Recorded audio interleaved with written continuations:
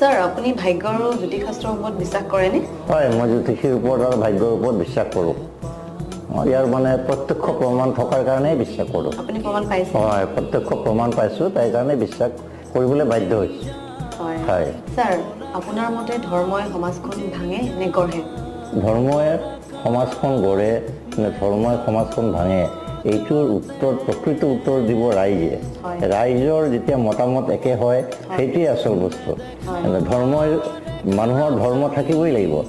ৰাইজে ধৰ্মৰ বস্তুটোৰ প্ৰতি সদায় নজৰ দি থাকে যে অমুক ধৰ্ম এইটো পৃথিৱীত কিমান ধৰ্ম আছে, সেই ধৰ্মবিলাকৰ মাজত প্ৰত্যেকটো সমাজে এটা এটা ধৰ্মক ধৰিলেই আগবাঢ়ি আছে। ধৰ্মৰ প্ৰতি মানুহৰ বিদ্বেষ ভাৱ থকাটো অনুচিত। যিকোনো ধৰ্মৰেই হওক, ধৰ্মৰ প্ৰতি বিদ্বেষ ভাৱ থকাটো একেবাৰে অনুচিত। ধৰ্মই যাৰ যেনেকৈ ধৰ্ম সেইমতে চলি থাকিব লাগে। স্যাৰ, আপোনাৰ